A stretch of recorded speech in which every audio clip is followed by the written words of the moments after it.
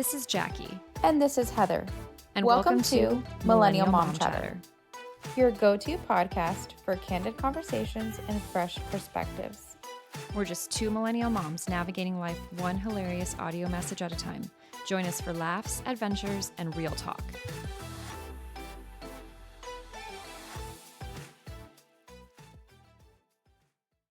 Hi, everybody. Welcome back, and welcome back to us. We just got back from spring break, so you might be seeing us a little toasty and golden bronze because we got some of that sunshine, but we're refreshed and recharged and loving being back in our routines. Ugh. Are we? No. Spring break should be like 3 weeks long, honestly. Like, I'm here, but it's also nice to know that like we're on the downhill and we're about to be into summer break, so I shouldn't complain. Yes. Yeah. Spring break always feels like it is the beginning of like, you know, you're going to get to summer soon. But then you're in summer and then you feel like, dude, these kids need to go back to school. Yeah, no, for sure. These are the times when I kind of am on board for like year-round school. And I think the UK might be onto something when they have the longer year, like fall and spring breaks, and then the shorter summer break. But then there's other times that I'm just like, I do enjoy summer break because then it gives you flexibility for vacation. So I don't know which one's better. I just think maybe we cut out August. I think towards the end of July is when you start getting really like these kids need routine. Yeah. Okay. That's a good idea. So maybe what if we just chunk it a little bit? So we nix a little bit of summer. Give us one more week of and give a little break. bit longer on the fall and spring to like help spread out the days off throughout the year. I could go for that. That'd be better. And then also add some to winter break too. Winter break is far too short and everyone has the same winter break because of Christmas and New Year's, which makes vacationing during winter break super expensive and miserable. So if we could just add some extra time on the front end and the back end to like allow for travel time. So flights are cheaper and all the other stuff. So that's my complaint to the travel industry. I don't know who's out there and can help us, but we also are both moms that we could never homeschool.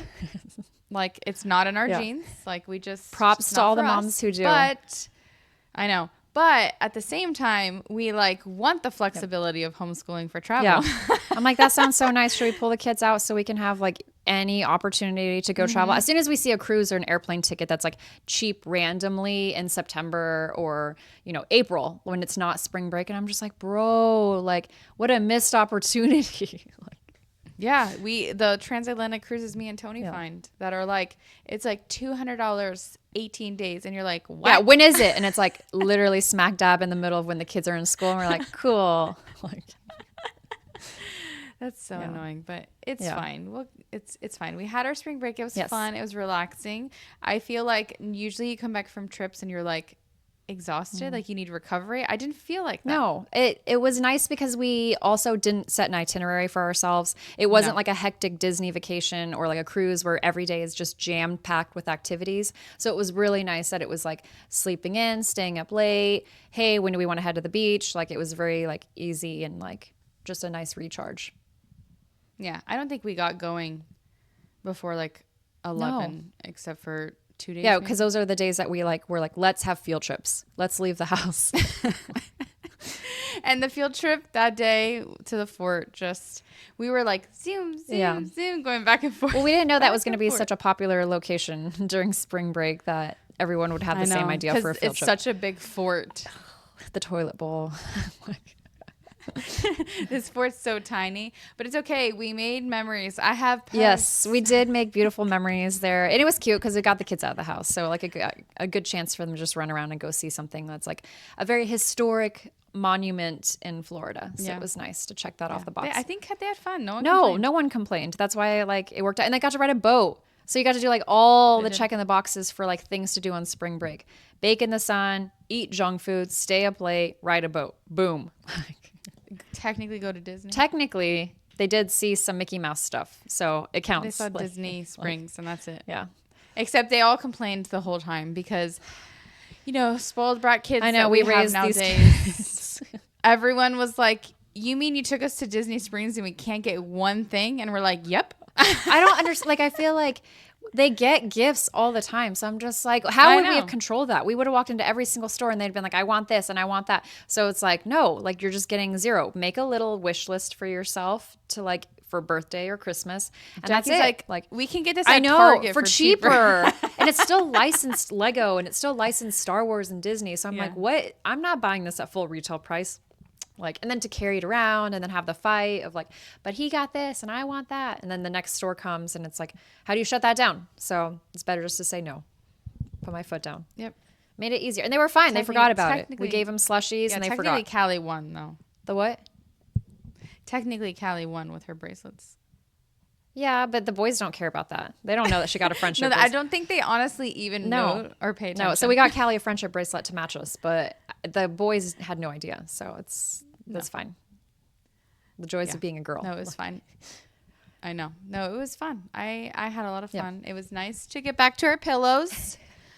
Pillows on the Airbnb were terrible. So like we were sad to leave, but very excited to go back to our beds.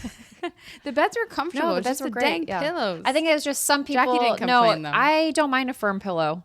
They were like those really like thick, dense, like down. Hard. Yeah. So I think just because they were so firm, like a lot of people aren't used to like. You were like crimping the neck. Like, but it's fine. Everyone got their pillows back and everyone is sleeping better. So it's fine. We're refreshed, recharged. Our sunburns are turning into tans. Yeah, except I need my face to match. What's hilarious is that we were together in person and we did not do a podcast. But we did do content. We did. But it was just funny because it just didn't line up where like we were going to take, an hour away like from being with everybody and like, hey guys, meet us at the beach in an hour. We're going to podcast. It just didn't work out. And then we were chilling. We just wanted to chill and play games and like it just didn't work out. And I was like told Jackie we're not going to put pressure on ourselves. Yes. Like, if we don't do it. And I feel like it felt like that. So it was like, oh, we have a moment. Like look at how we're dressed. Like should we just go pump out some content? And it would have been a lot more to like squeeze in the podcast to make that happen. So I feel like it felt relaxing. Content though. Like, we didn't put, which we'll have to post some on Millennial Mom. Yes, so people can see. Yeah, we have some cute stuff to share with you guys. So go like it for us, please.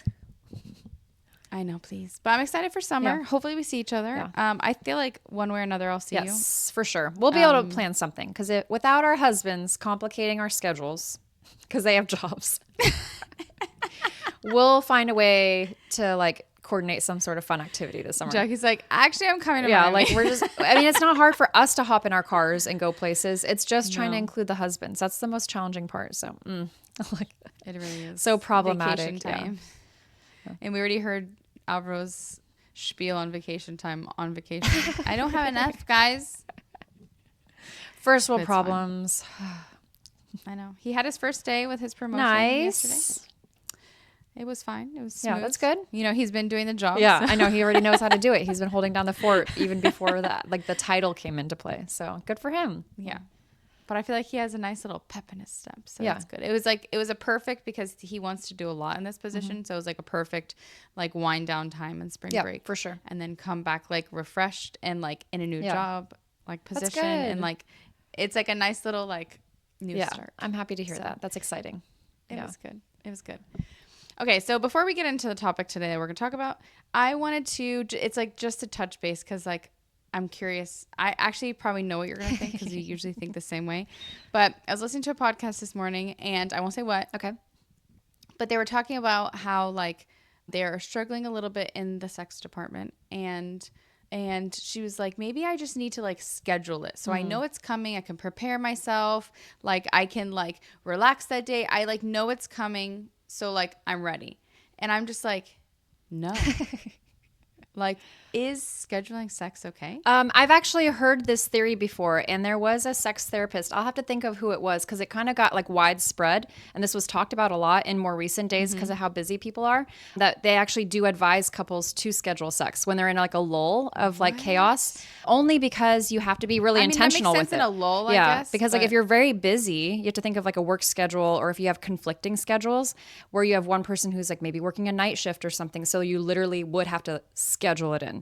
So I know that like it could work for certain couples when it's like there's not a core problem that's taking place that's causing them not to be intimate with each other. But scheduling, I think, works for some people in that sense. So I don't know, like, if it would work maybe for this couple from the podcast, but I've heard that it is kind of something newer in today's society just because people are so busy, and they're honestly like, they're putting their relationships, not only sex but intimacy, entirely on the back burner. I mean, we've talked about it as well. Like, in marriages today, we see people dating less, like spending less time, like even sitting down to dinner together, like little things like that, I think ties in with like intimacy and sex, and people are doing it less. So you almost have to schedule couple time today. Like, so I feel like it really depends on the couple. If there's like actual ground problems for them, then like scheduling is not going to change anything anyway. You're both going to be like resentful or have issues, or it's just not going to be what it should be. You're not fixing what's making you not want to have it. Of course, yeah. So, but if it's literally just not enough hours in the day,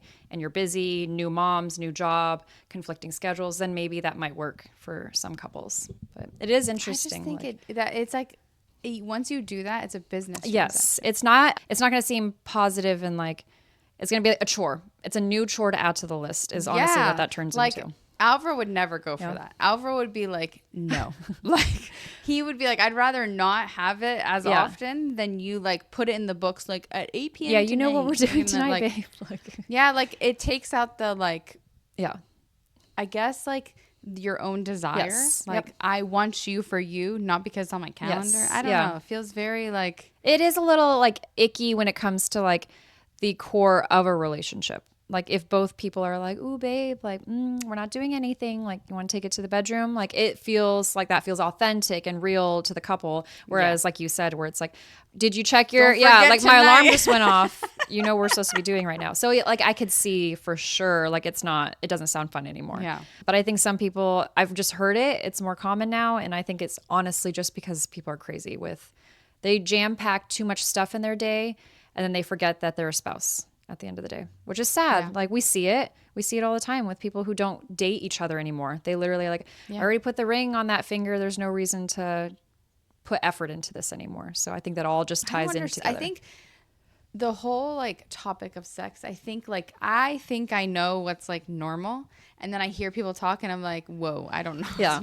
And I think we've also been married to our husbands for, I would say, a long time. Like we're not newlyweds where this is kind of, we're not navigating say that we should be having it like once every week or once every 2 weeks. And I'm like, no, you should be having it more. Yeah. Because it's like, that's imagine as you, then the schedules do get busier, or imagine that you get older and like, obviously then like, some old couples maintain a very happy and healthy sex life, but some, like, because of obviously health conditions and stuff, you're taking it back, right? So imagine then how much worse this could get as we get older, busier, unwell, all of these things. So I'm just like, man, like you really, I think, have to focus in on who you are as a husband and wife still, regardless of how busy you are. So I don't know. It's tricky. I don't think our husbands would be like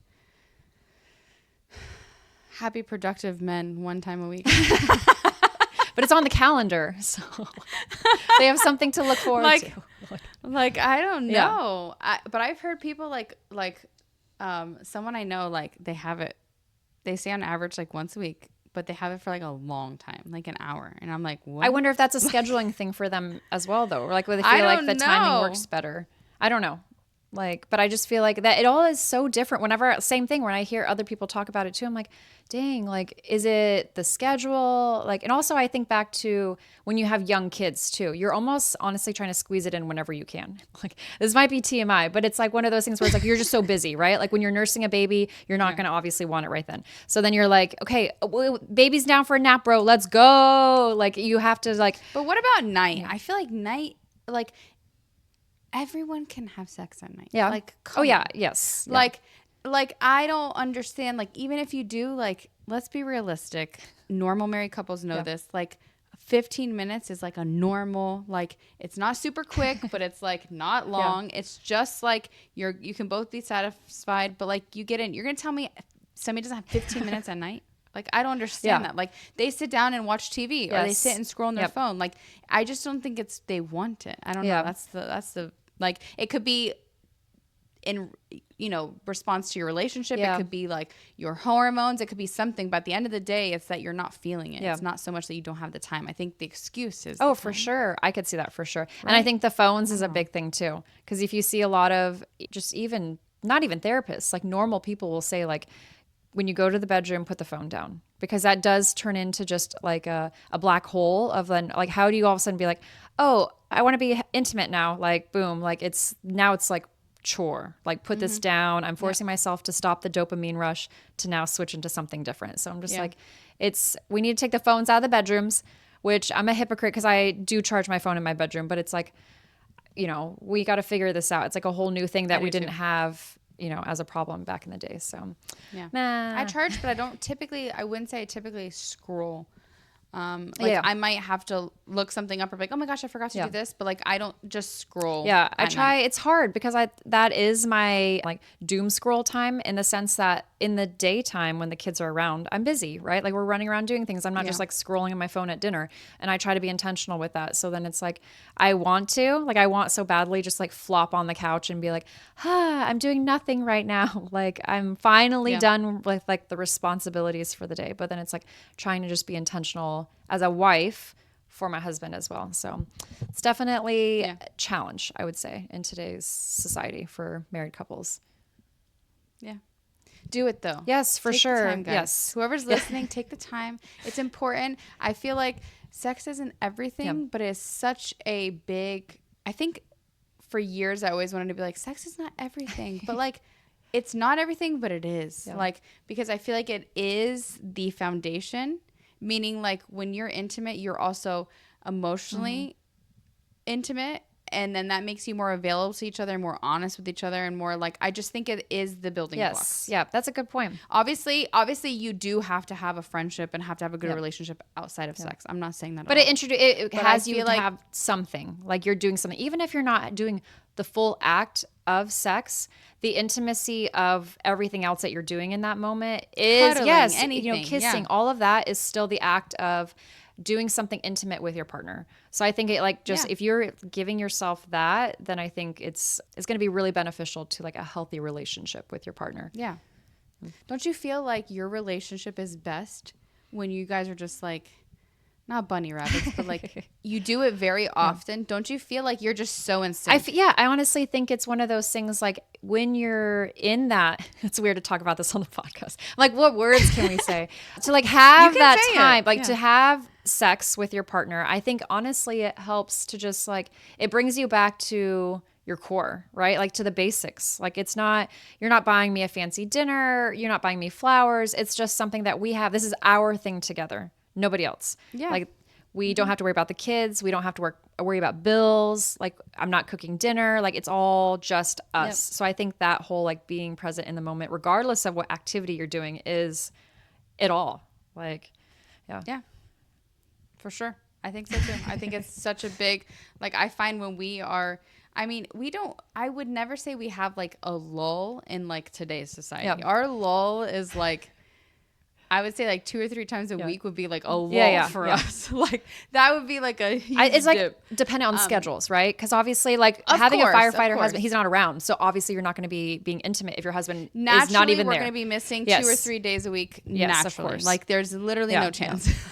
So the other days we pretty much do it every single day. Like, and I know that's not normal sometimes for all couples, but like I still find that when we are more, we just are in sync. We have fun together. Yeah. Like we are just in a very good place. And it's not because it's only about sex. Course. I just think, like we said, it's a emotional connection. It's that you're spending time with each other. Like it's all kinds of different things that kind of like bring it together as a whole.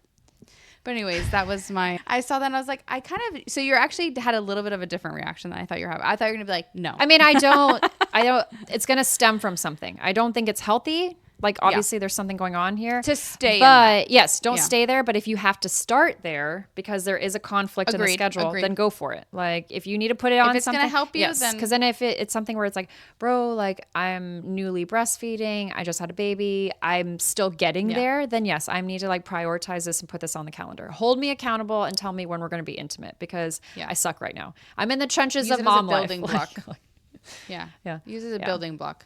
Because if you stay in that, then that's I would where, say no. yeah, exactly. Don't use it as a crutch. Don't use the scheduling of sex as like this is what we're going to do every week for the rest of our life. Use it as just a stepping stone to get back to that healthy status of your relationship. And you'll get there. And just everything takes time and you have to give yourself grace. Yeah.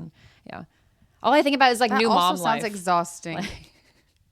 That sounds exhausting though to me, to like forever have a schedule. And I don't think then at that point, I think the couple would have to reevaluate and there's a problem. Yeah. Yes. So it's like, we don't have to get there because it's like that. Then it's sad, right? Like then you feel bad because then there's something going on. So sad. Agreed.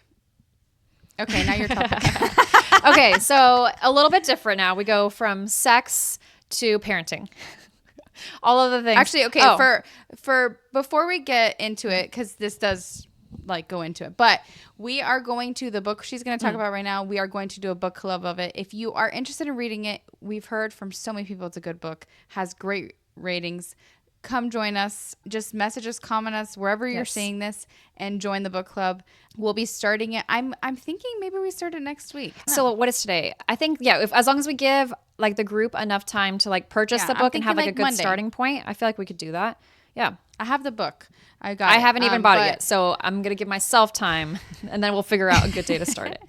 I'm thinking possibly Monday, guys. But we'll see. Message us and we'll like be able to send. Yeah, because then we can make like a good group, and then we'll be able to hold each other accountable and like have discussion. I think this is like a really good one. This is why I'm saying, because this book is a good discussion. It is absolutely. So this book has been out for a little bit of time. So people might have actually already heard about this book. You might have had friends who've read it already. It's not a brand new spanking book. So, but people are talking about it. So we may as well just say what it is. So it's The Anxious Generation, Jonathan Haidt. It's one of those. What is it? It's one of those. You're like, what? But so it's definitely being talked about right now. It's a pretty common book. It has won awards. Like so, it's it's not just like a super opinion fluff type of book, but it's got a lot of good. It's also not like political, meaning like left or right. He's just speaking from like the stance of like kids in today's society, a psychologist generation. Just how does a kid's brain work, and that's it. So it's really great, and I think it's going to be a fantastic one if we can get a group of moms together to read this book,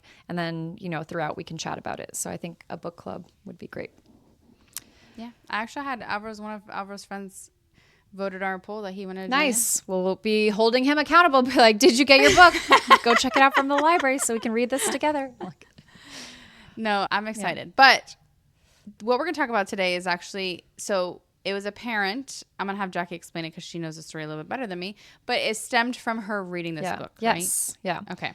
Yeah, so a mom, you might have seen it. It's kind of gone viral on Instagram. She had posted a reel where basically she explained what her thought process here was. She wanted to offer like basically maturity, milestone growth, and just an opportunity for her kid to step out of his comfort zone to then go place an order at Chick-fil-A all by himself, pay, and then come back out to the car with his food. So she walked him through, told him what to say, told him what the order was, how the transaction of cash was going to go. And then she also gave him the advice that like, hey, if you feel uncomfortable, just ask for the manager. If at any point you don't like what's going on, just ask for the manager and then they'll help you.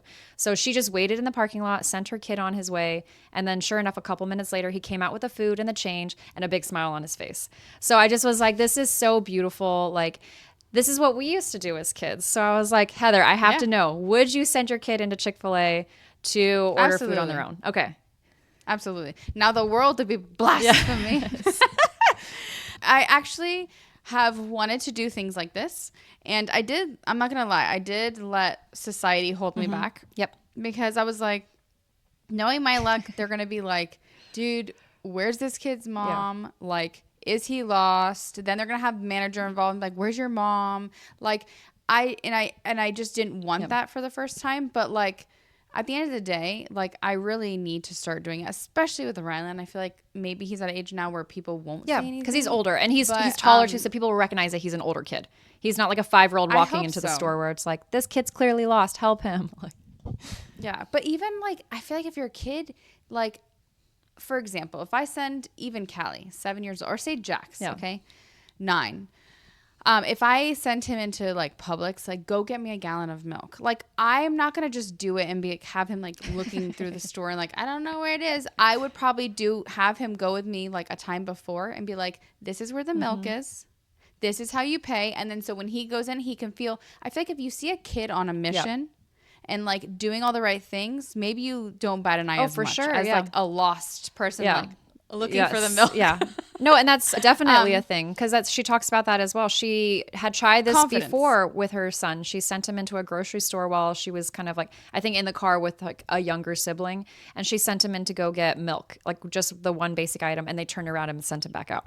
So it is, I think like he also is younger. Like if you look at the video, he's not a big kid where you're automatically going to assume like, oh, he's confident and fine. Like his mom sent him in here. So it was like one of those where it's like a little squeaky noised kid is like, hey, my mommy. And then it's like, no, go back to your car. I don't know if I would send Callie into a grocery store, or like maybe if Callie wanted to order like at Chick-fil-A, I would be like, okay, like I would let her. But I also don't know if I would like make her, I guess. But if she like I do at restaurants, like if she does something where like she lost her crayon or something, I make her go to the front of the restaurant and like I make her go ask. I don't follow her. I don't like and if she tells me no, she doesn't want to do it, then I'm like, then you won't get exactly. No, we try to do stuff like that too. Like even the example of like fast food or sitting down at a restaurant where it's like they're like, I want chicken nuggets. I'm like, tell them what you want to eat. Not me. I'm not taking your order. They're taking your order. You're going to make eye contact with them and tell them that you want a refill on your Sprite. Like not me. Yeah. So I feel like little things. So we're not entirely letting our kids just like burn in the dumpster over here. But for sure, I think it's something that like if you guys get bored and you find this reel, be sure to we'll share it. We'll share it on our social media profiles as well. So you guys can take a look at it because it's really like it's cute. It's heartwarming and it's cute. But the comments. Catch us on our reels in a week or two. When we send our own kids. We'll let you guys know it's a social experiment. We can all do it together. But people were divided in the comments, which I found to be so interesting because there's a lot of people that were like, hey, we used to do this as kids. Our moms would send us in, and like a lot of people were in the comments and they're like, we went to the bodega, would get our mom's cigarettes. Like, and I'm just like, that was 100% a thing back then. And we were fine and we were safe. And it's like a lot of people were like, whoa, like you can't. It's unsafe for your child to be walking around on their own. And I'm like, okay. And then you had other people in the comments, which I thought was so interesting because they're like, tell me why my college-age daughter can't even pick up the phone to order pizza and it gives her anxiety because we're not doing this stuff anymore. So I was like, ooh, I don't want my kid to be that person where they like don't even know how to schedule a dentist appointment because they're afraid to pick up the phone. I was like, nuh-uh. I was like, we're going to Chick-fil-A tomorrow. No. You guys are going to order your own food. Like, you know what's funny is though, like, so I think I've talked about like very early on in the podcast, but I have like a very controversial take. I don't think it's that controversial because I feel like it's like very accurate, but people think it's controversial. I don't think today is more unsafe than it was. Oh yeah, we have talked about this. That's a good point. Yeah. Like if anything, it's more safe. Like we don't have like these like mass serial killers. Like I get that like there's child sex trafficking and stuff like that, but there's always been, right? But if anything more, it's harder now because there's cameras everywhere and there's like it's harder than it was before. Like we've talked about like even staying home as a kid, right? Like now as when you stay home as a kid, as say an 11-year-old, your mom has cameras outside the house that she can see. She can put the alarm on. She can call you. She can FaceTime you and see you physically. Like when my mom would leave us, like that was it. They had no way of knowing the house was burning down. Yeah, there was no camera. There was no alarm system. There was none of that. And so I'm just like, you guys have this illusion because you see the news because there's cameras everywhere. But in reality, I really don't think it's more unsafe now at all. I actually think it's safer. I agree with you. Like, yeah. Like if Sally back in the day in the 70s and 80s rode her bike, like how many little girls got snatched on their bike back in the day because there was no cameras on our street? You know how many cameras? All the Ring cameras on people's front doors. Yeah. And I think that's the thing. Like you said, we're almost too information aware because of the speed of cell phones and the news and all that. That's the only reason it seems like, wow, it's crazy stuff is happening every day, all day. Like, and it's like, no, this is the same. It's the same frequency of bad stuff happening. We're just getting it shoved in our face so quickly that we think it's more. It's an illusion. Like, dang, like what's happening? I tell people, I'm like, do you remember, like, you weren't alive, but like literally there was thousands, not thousands, like millions of Jews just being slaughtered.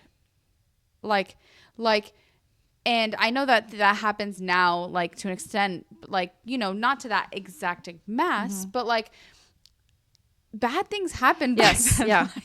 like literally it happened too. Yeah. And unfortunately it's still happening to this day with certain, like, in the Middle East and different in Africa, people are still dealing with those same issues. But like, I just don't see how people are thinking that we are like now just more unsafe.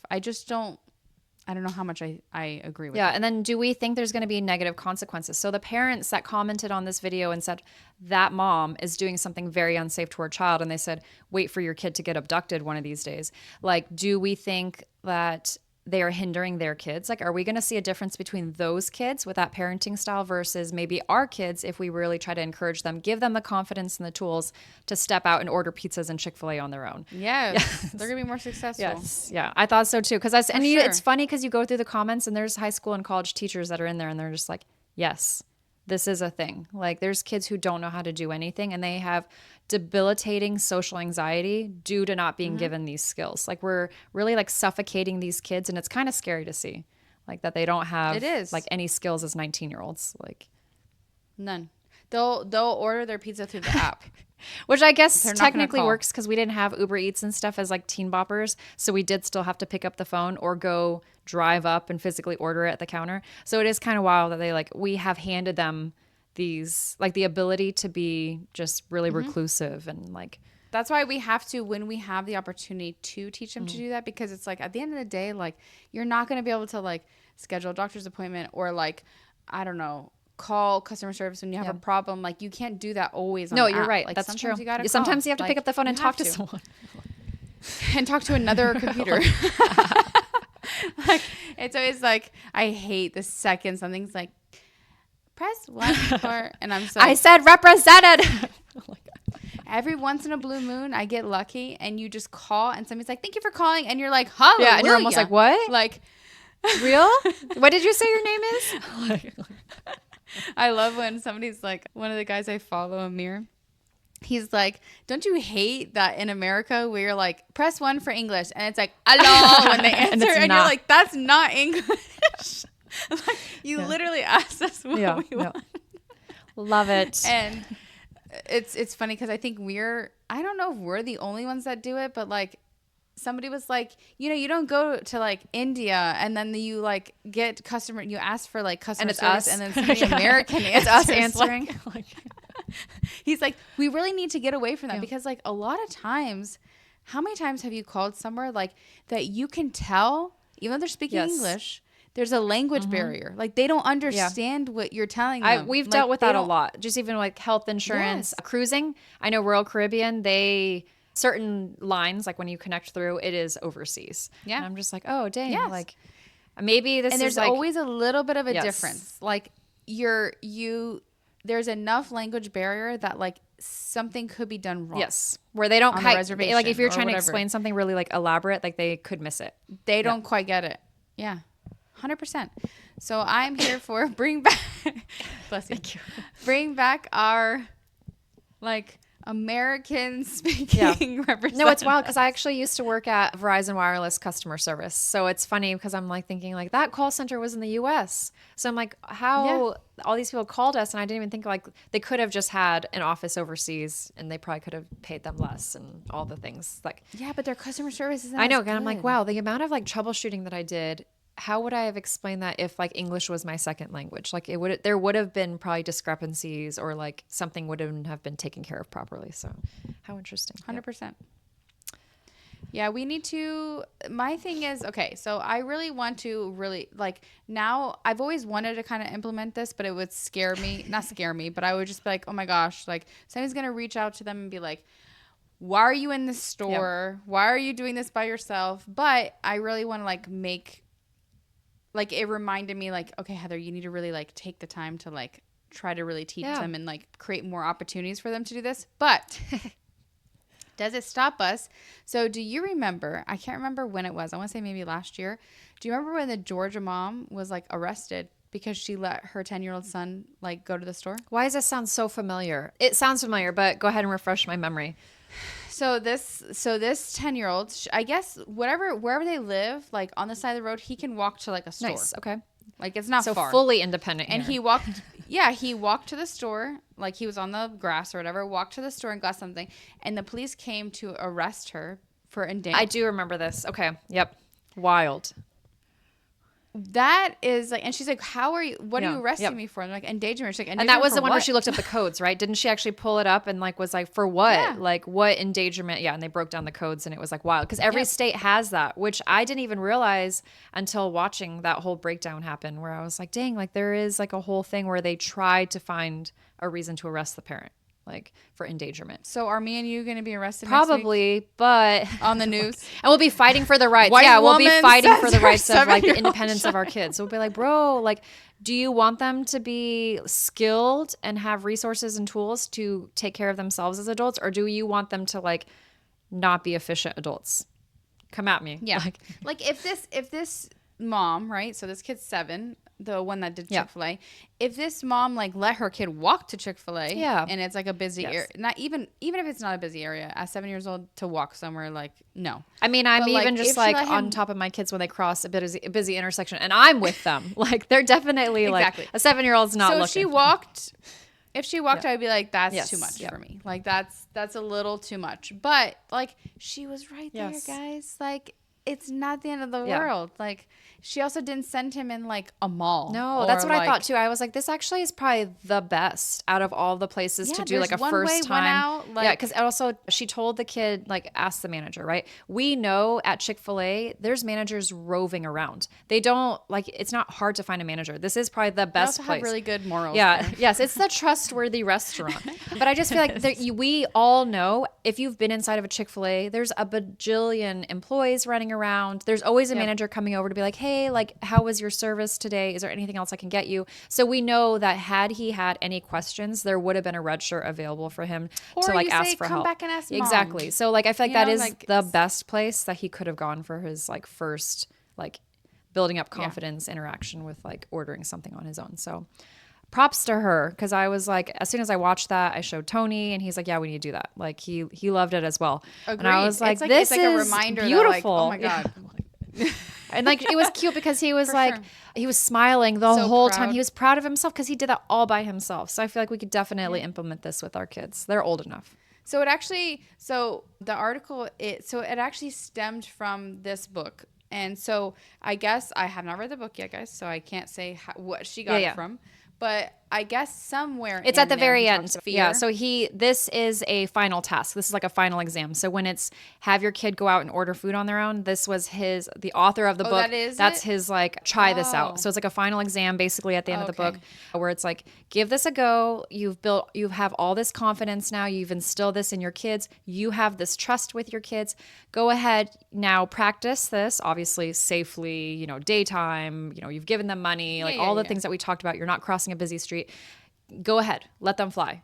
And it's like, as long as and he said too, like ask them, if they say like, no, I'm not ready, then obviously we're not going to make it a negative situation and fight our kids in the parking lot. But it was like a test where it was like, we've gone through this whole process together. Let's go ahead and give it a go and see how it works.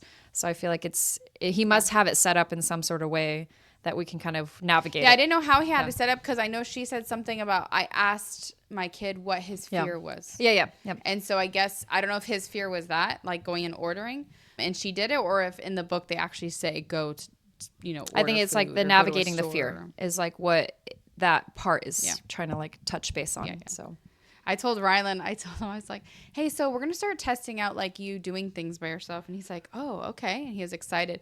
And I was like, I'll send you into the grocery store to like get something for me. He was like, like, that's a lot. I'm not ready for that. And I was like, yeah. And he was like, okay, like already nervous. I could see that. But it's one of those things, the first time is going to be scary. But yeah, do you remember being at Publix? Well, you didn't have Publix, but like being at the grocery store and your mom's like, even when I was like 7 or 8, my mom would be like, go find this or stay here and I'm going to go find this. And then you can't find them. Like, and then you have this panic of you're like, where are they? And you're like searching the aisles, or like my mom would leave me at the register and she'd like, let me just go grab this. And like, they'd be done scanning the groceries and you'd be looking. Yeah. Like hoping your mom's going to come back in time. Like, I don't even have a wallet. Like, you're like looking and you're like every kid has that like little like nervous look where they're like, she said she'd be right back. She has money. So like, even we like, we got over it, but like even us, we had our nervous when we did that kind of stuff, and that's normal. But like that's what the growth is like feeling that anxiousness, or feeling that like, being, what's the word I'm looking for? Being, when you're not like enabling them peace. Or like, oh yeah. No, okay, no, when you're peace, like, when you're feeling uncomfortable, right? Like you need to learn how to feel uncomfortable, because there's going to be so many areas in life, even us as adults, that's uncomfortable. Yeah. What is this saying? Like if you never step into the outside of your comfort zone, you'll never leave your comfort zone. Like you'll never leave it. Yeah. And I mean, even like now as adults, I mean, I'm sure you're the same way. Like if something's wrong, you, even as adults, you have in your head like something you ordered, you're like, should I know, right? It's such a dilemma where it's like, oh, because you don't want to be that person that they're like, but we also, my steak is cooked but wrong. we also are coming from a place of like where we don't want to be the Karen, I think, like at least me personally. So it's like, it's not so much that I don't want. Me and you are the typical Karen. You know how they're like the white woman. Yeah. That's how I think. For me, it's like if an order comes out incorrectly, it's not because I'm scared to be like, oh no, I'm nervous to like get my order corrected. No, I'm nervous that they're going to judge me for coming over complaining 100%. About something like. So it's different for us than it is maybe our kids. Yeah, but though you're gonna experience that forever. Yes, I know, but it's just funny because it's like that's a continuous like a cringe of mine where I'm just like, oh no, I don't want to have to tell them that this is wrong. You're like, oh. God. And it's not even, I'm not even gonna like, it's not even a big thing, like, but they should know that there was literally a fingernail in this food. Like, this is unacceptable. Or like, this order is entirely wrong. Like, and it's like, no, I'm allergic to this, but I'll eat it anyways. Just so they don't think I'm a Karen. Jackie would 100% be the person that there's like a fingernail in her sandwich or something, and she would just be like, oh my God, I'm so sorry. No, it's my fault. You would be apologizing to them. It's probably mine. And I'm like trying to show them, and I'm like, see, it's red, but like it's probably mine. I don't know. Like, and you're like, I'm just so sorry. I really don't want to bother you. I can just see Jackie now. Just because I never want to, because people, they'll whip out their phone, and all of a sudden it's like, boom, catches Karen at Chick-fil-A complaining about her chicken sandwich. And I'm just like, like.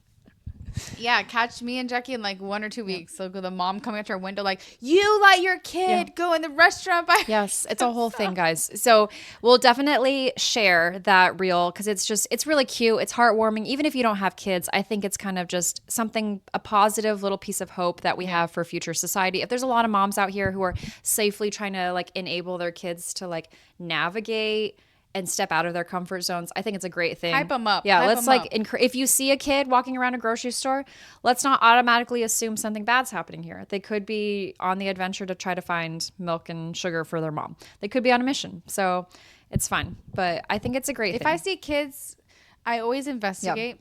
Yep. I'm not one that's like, I will jump to conclusions and be like, oh my God, they're lost. Yes, yeah. Like I pay attention to be like, maybe their parent knows. I am always just like looking. I follow them and watch them. I'm exactly. Always like, when's the last time I saw a parent, or do they look nervous? Like, and then you can kind of tell. You can see it in a kid's face too. Like, I agree. Yeah. I agree.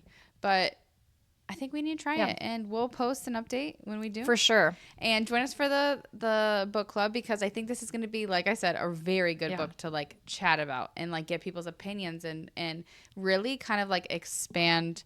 You don't even have to be a parent for this. I don't think. No. I think you really just need to like, because I would say most people, even if you're not a parent, want to become a parent. Yep. Most, right? So like, it's always good to have this in your like toolbox to be like, this is what the current generation is, this is the negative effects we're seeing, like we need to like do something to change. Or even just not even like parenting, right? It could be like my husband, he's interacting with younger generations right now. Like that's who's coming into the military now. So he sees them.